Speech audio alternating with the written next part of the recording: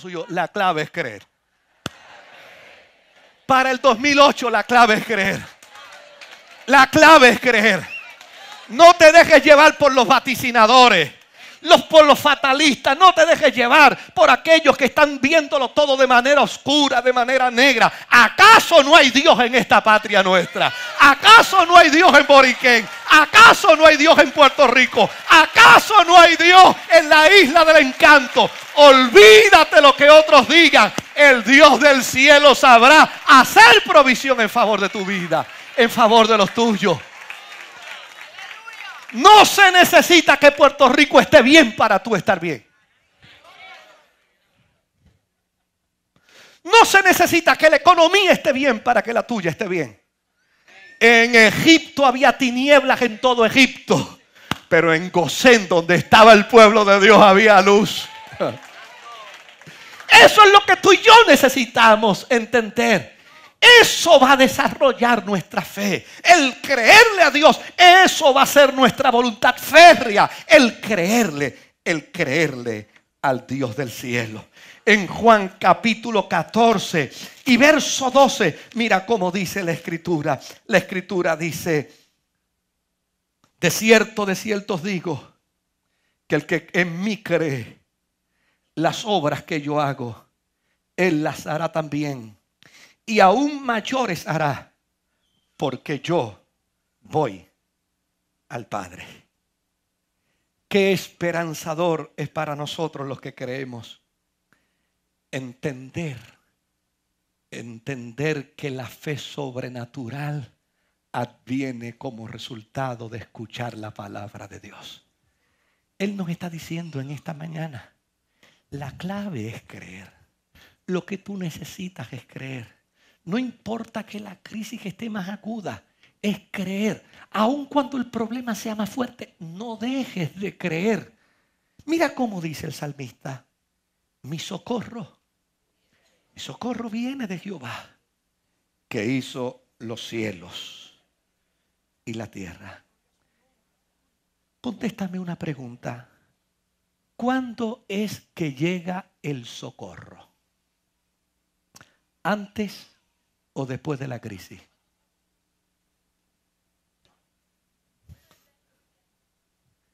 El socorro no es preventivo. El socorro viene después de la crisis. Ahora, fíjate un dato interesante. Cuando el socorro llega, es señal de oportunidad para sobrevivir y para empezar a funcionar de nuevo en la vida. Cuando el socorro llega, es más, hay gente que se muere de la alegría de ver el socorro nada más. Cuando el socorro llega, el socorro lo que está diciendo es: llegamos, no vas a perecer. Llegamos, no te vas a destruir. Llegamos, no te vas a aniquilar.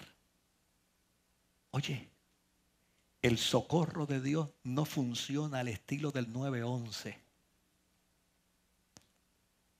El socorro de Dios llega siempre. ¿Y sabes algo?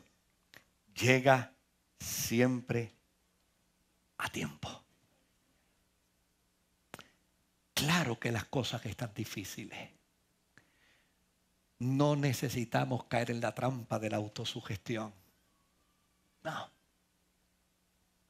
Pero tenemos a Dios. Tenemos un socorro. Tenemos un auxilio. Mire, hay una historia en la Biblia. Es la historia de Marta y María. Marta y María vieron el socorro de Dios. Y vieron el socorro de Dios no en lo preventivo. No, en lo preventivo no vieron nada. Al contrario.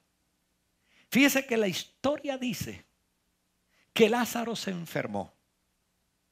Y las hermanitas de Lázaro mandaron a buscar a Jesús cuando Lázaro estaba ¿qué? Enfermo.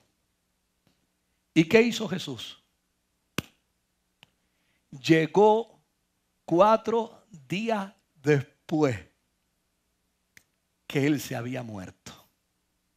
Así es que probablemente los discípulos que acompañaban a Jesús decían, Él lo va a ir a sanar. Pero cuando llegaron a la casa de Marta y de María, se toparon con que no había sanidad, porque ya Lázaro había muerto. Ahora, la historia hubiera sido pobre, frágil, carente de esperanza para nosotros si la historia dijera: las hermanas de Lázaro llamaron a Jesús porque Lázaro tenía pulmonía y Jesús fue y oró por él y le curó la pulmonía. Pero la historia es viva, la historia es poderosa, porque la historia nos dice: cuando Jesús llegó, Lázaro tenía 4 días de muerto. Y aún así, Jesús le dijo: digan dónde le han puesto, porque yo lo resucitaré. 4 días después. Ahora, la pregunta que yo quiero hacer es: ¿podía haber resurrección si primero no había un muerto?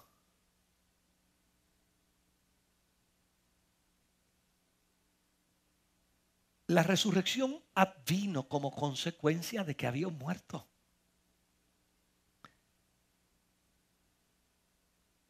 El problema puede estar difícil.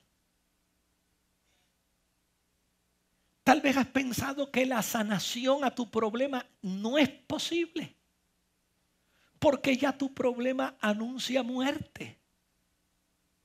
Pero Él es tu socorro. Y cuando la realidad de nuestra vida anuncia muerte, Dios es Dios de resurrección. Cuando la realidad de nuestra vida anuncia imposibles, Dios es Dios de posibilidad. Cuando la situación de nuestra vida anuncia un tranque en todas las cosas, Dios es Dios que sabe glorificarse en medio de las grandes adversidades y en medio de las grandes crisis. Ahora, nota bien la respuesta de Jesús al Padre. Óyeme, el milagro no depende de mí. ¿Depende de quién? Depende de ti. Tú eres el que tienes que creer. Para el que cree, todas las cosas son posibles. Yo dije al principio que nuestro problema no es un problema gubernamental. No. Con toda honradez no lo es. Usted y yo podemos tener nuestras ideologías políticas y nuestras preferencias políticas, pero tenemos que ver las cosas con sensatez. Nuestro problema es más que eso. Nos pueden mandar al mago de Oz a gobernar a Puerto Rico. Y si tu actitud y la mía no cambia, ni el mago de Oz resuelve el problema de este país. Nuestro problema es un problema de falta de voluntad. Es en la falta de voluntad donde nuestro problema radica. Mire, con todo el respeto,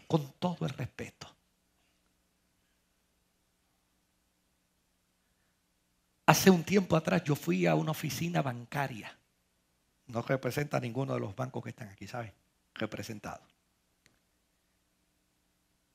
Cuando estaba frente al teller, le dije: ay, yo tengo un miedo terrible. Me dijo: ¿y por qué usted tiene miedo? Le digo: porque tú me estás asustando. Tu actitud es amenazante. Me dijo: ay, perdón. Problemas de voluntad. Me perdonan los maestros, pero los maestros serios e irresponsables concurrirán con mi planteamiento. Puerto Rico no necesita más chavos. Lo que necesitamos es crear un sentido propio de voluntad para trabajar. Cuando yo era chiquitito, yo me agarraba del dedo